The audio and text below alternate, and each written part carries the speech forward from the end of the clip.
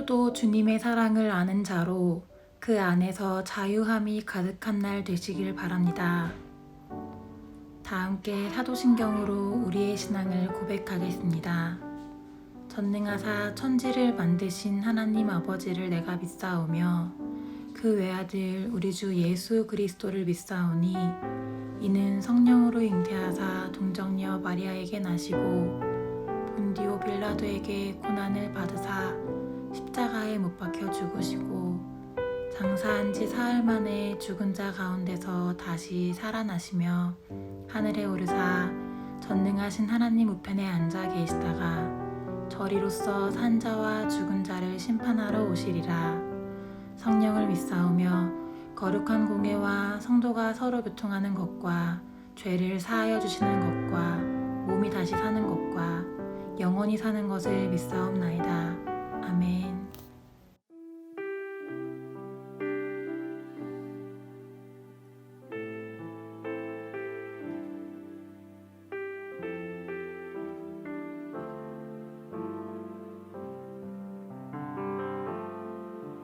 나의 피난처 예수 의지해요. 나의 피난처 예수 의지해요. 나의 가는 길에 거센 바람 몰아쳐와도 나의 피난처 예수 의지해요. 나는 영원히 주님 사랑해요. 나는 영원히 주님 사랑해요. 세상 어떤 것도 나의 사랑 끊을 수 없네. 나는 영원히 주님 사랑해요.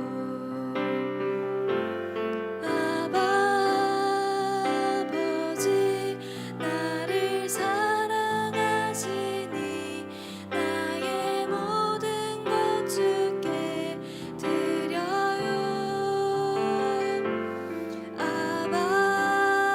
아버지 내가 여기 있으니 주님 영광 위하여 써주세요. 아버지 나가시니 나의 모든 것 주께 드려요. 아버지 내가 여기 있으니 주님 교회 위하여 써주세요.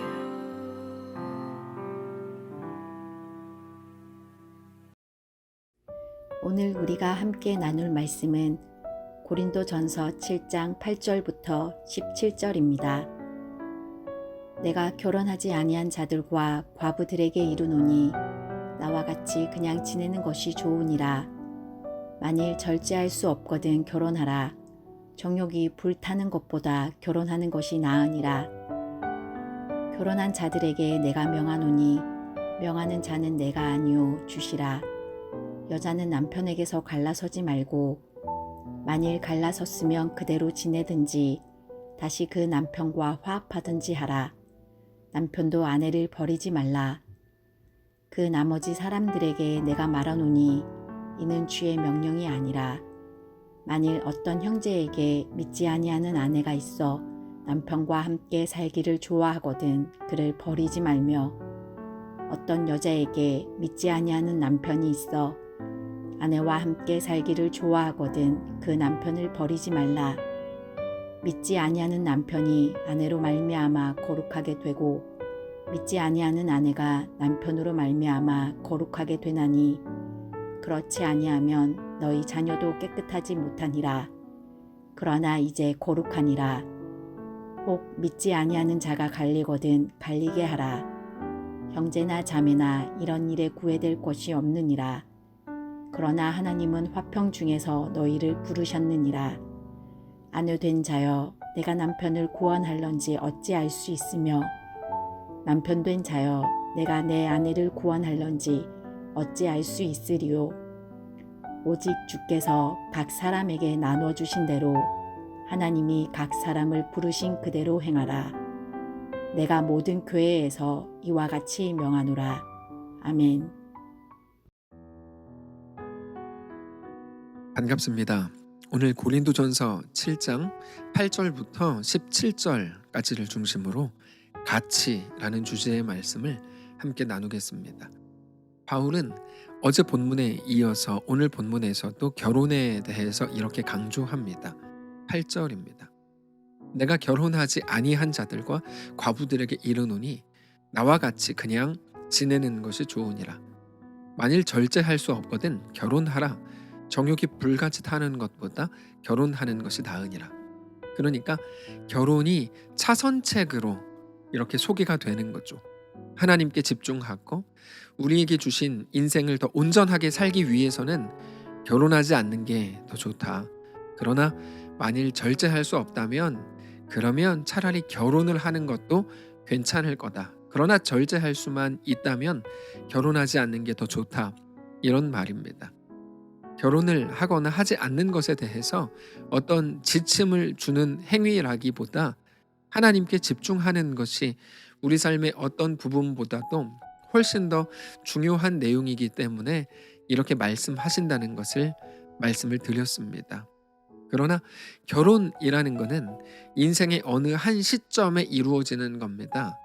이 말씀을 받는 사람들 중에는 당연히 결혼하지 않은 사람들도 있었겠지만 이미 결혼한 사람도 있을 겁니다.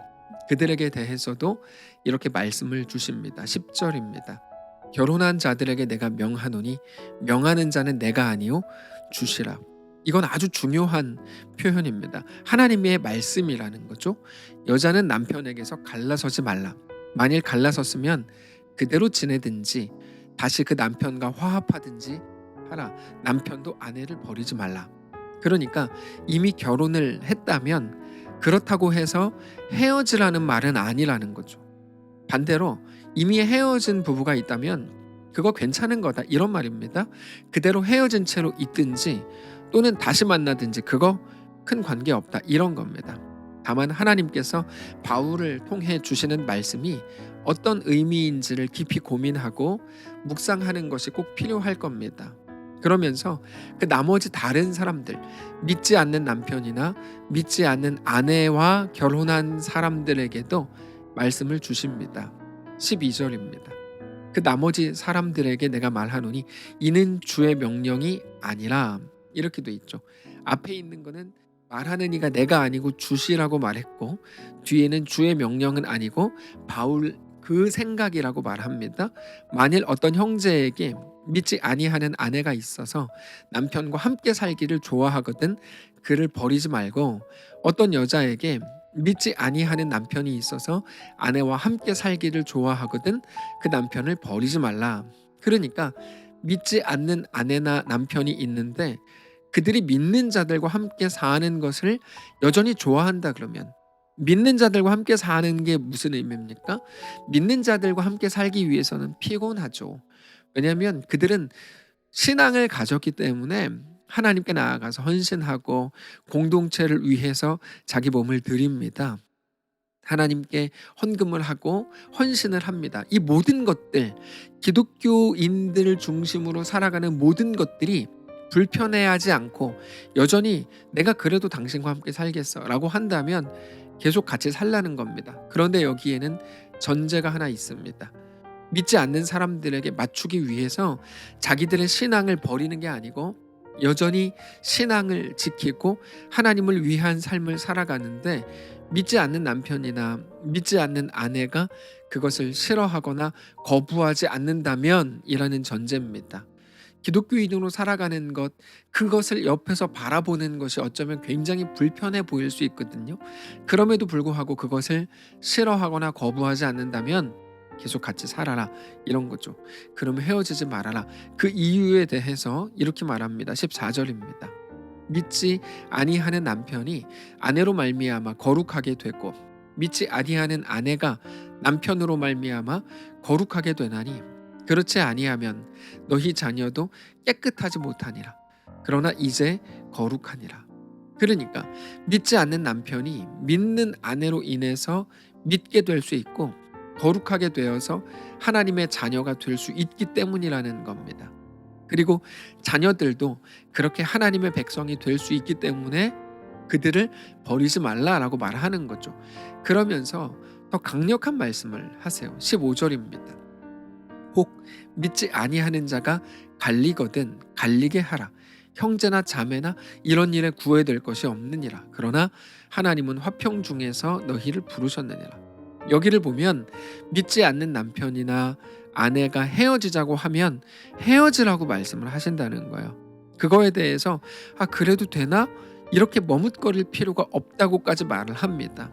그러나 안전장치를 하나 두시는데 하나님은 화평 중에서 너희를 부르셨다는 겁니다. 그러니까 그냥 한번 싸웠다고 홧김에 헤어지고 이런 게 아니고 신앙의 문제에 대해서 그럴 수 있다는 것을 분명히 말하는 겁니다. 다만 믿지 않는 자들과 함께 사는 사람들이 꼭 생각해야 되는 게 하나 있는데 너희도 처음부터 믿은 게 아니다. 어느 순간 하나님의 찾아오셔서 복음을 듣게 하셨고 그렇게 우리가 생각하지 못한 시점에 예수 그리스도의 사람이 된 것처럼 그들 역시 언제 그리스도인이 될지 모르고 언제 구원을 얻게 될지 모르는데 너희를 통해서 하나님께서 그들을 구원하실 수도 있다는 것을 항상 마음에 생각하라는 거죠. 16절입니다. 아내된 자여 너가 남편을 구원할는지 어찌 알 수 있으며 남편 된 자여 너가 내 아내를 구원할는지 어찌 알 수 있으리요. 오직 주께서 각 사람에게 나눠주신 대로 하나님이 각 사람을 부르신 그대로 행하라. 내가 모든 교회에서 이와 같이 명하노라. 여러분 오늘 본문 자체가 만만치 않습니다. 만만치 않은 이유는 우리가 사는 시대가 무엇을 요구하는지 우리가 너무 잘 알기 때문입니다. 오늘 말씀이 세상의 통념과는 조금 다른 것 같은 느낌이 있기 때문이죠. 시대마다 가장 중요하게 강조해왔던 가치들이 있습니다. 지금 시대는 누가 뭐라 그래도 가정입니다. 관계이고 자녀들이고 배우자입니다. 그런데 그것에 대해서 우리가 생각해왔던 것과는 사뭇 결이 다른 것 같은 말씀을 우리가 보다 보니까 이게 만만치 않게 느껴지는 겁니다. 근데 우리는 역사를 통해서 이미 잘 알고 있습니다. 시대마다 가장 중요하게 여기던 것들과 말씀이 대치가 될 때 사람들은 어떻게 했을까요? 자기들을 꺾고 말씀 앞에 엎드렸을까요? 아니요, 정반대였습니다. 언제나 말씀을 꺾으려고 했습니다. 노아의 시대, 예레미야의 시대, 예수님이 계셨을 때도 초대교회와 모든 교회의 역사에도 동일하게 그런 일들이 나타났습니다. 말씀을 꺾으려는 거죠. 그래서 우리는 말씀을 있는 그대로 받아야 됩니다. 그 어떤 것보다 가장 소중한 가치는 우리 하나님과의 관계입니다. 세상의 어떤 비웃음과 어떤 조롱에도 하나님의 말씀만을 오직 붙들게 되시기를 바랍니다. 다만 오늘 본문은 가정을 가볍게 여기라는 게 아니고 믿음이 얼마나 엄청난 것인지 하나님과의 관계가 얼마나 소중한 것인지에 대해서 말씀을 주시는 겁니다. 우리가 생각하는 그 어떤 것보다 더 강력하고 더 소중하고 우리 목숨을 다해서까지 지켜야 되는 거라고 말씀을 하고 계신다는 겁니다. 하나님을 온전히 따르기 위해서는 가장 소중한 것들을 버릴 수 있어야 됩니다. 그게 심지어 자기 자신이라고 하더라도 자기를 부인하고 자기 십자가를 지고 예수 그리스도를 따르는 것이 성도의 길이라는 거죠. 그래서 예수님께서 자기의 가족이 가장 큰 원수라고 말씀하신 것이 그런 의미입니다. 한 청년이 예수님께 나왔습니다. 예수님께서 그 사람에게 너가 선을 행하라 라고 말씀을 하셨을 때 그는 내가 다 행했습니다 라고 당당하게 말합니다. 그러나 이어서 예수님께서 너의 재물을 다 팔아서 가난한 자들에게 주라. 그리고 나서 나를 따르라. 이렇게 말씀을 하십니다. 그때 그 청년은 깊이 고민을 하다가 결국 돌아갑니다. 말로는 하나님께 자기 인생 전부를 드린다고 했지만 그는 결국 하나님보다 자기의 재물이 더 소중하다는 것을 자기 행동과 태도로 고백한 것밖에 안 되는 겁니다. 하나님께서는 각 시대마다 가장 소중하게 여기시는 가치들을 깨뜨리신다는 것을 여러분 꼭 기억하셔야 됩니다. 지금 이 시대를 살아가는 우리 모두에게도 동일하게 일하실 겁니다. 우리가 가장 소중하게 여기는 가치들을 깨뜨리실 겁니다. 왜 그렇죠? 그것 대신 하나님을 선택하라는 거죠. 하나님이 우리의 전부이신 것을 우리의 삶을 통하여 고백하라는 겁니다. 결국 우리가 하나님께 드려야 되는 건 우리 인생이고 우리의 생명입니다. 그러나 우리가 드린 것과는 비교할 수 없는 영원한 생명을 우리는 그 끝에 얻게 될 겁니다. 마태복음 13장 44절입니다. 천국은 마치 밭에 감추인 보화와 같으니 사람이 이를 발견한 후 숨겨두고 기뻐하며 돌아가서 자기의 소유를 다 팔아 그 밭을 사느니라. 사랑하는 성도 여러분, 우리 삶이 영원히 하나님 나라에 속한 것임을 알게 되시기를 바랍니다. 그래서 오늘 우리 하나님을 그렇게 그 어떤 것보다 더 사랑하고 더 소중한 가치로 여기는 온전한 믿음을 회복하실 수 있기를 바랍니다. 그렇게 우리의 삶을 다해 하나님을 사랑하고 우리 삶이 하나님께 속했음을 정직히 고백하는 귀한 우리 모두의 삶이시기를 바랍니다. 기도하겠습니다. 살아계신 하나님 감사합니다. 우리는 자주 헷갈립니다. 이 세상이 소중한 가치라고 말하는 그것들이 마치 우리에게도 가장 소중하고 영원할 것처럼 우리는 자꾸 헷갈립니다. 그러나 온전히 하나님을 보기를 원합니다. 말씀 앞에 다시금 세워지기를 원합니다. 우리에게 말씀하시고 온전히 하나님만을 믿음으로 바라보는 귀한 모든 성도들 다 되게 하옵소서. 우리가 살아가는 이 마지막 시대가 우리에게 무엇을 요구할지, 반대로 그 시대를 살아가는 우리에게 하나님은 무엇을 도전하실지 우리가 늘 궁금해하고 늘 진지하게 묵상하고 그렇게 하나님 앞에 순전한 자들로 세워지는 귀한 모든 성도들 다 되게 하옵소서. 감사드리며 살아계신 예수님의 이름으로 기도합니다. 아멘. 사랑하는 성도 여러분, 하나님께서 오늘 하루를 우리에게 허락하셨습니다. 믿음으로 주께 나아가시기를 바라고 우리가 소중하게 생각하는 그 모든 것들까지 하나님 주님만 나의 소망입니다. 나의 전부입니다. 고백하며 내어드리는 그렇게 하나님의 백성 되는 거룩한 날 되시기를 축복합니다.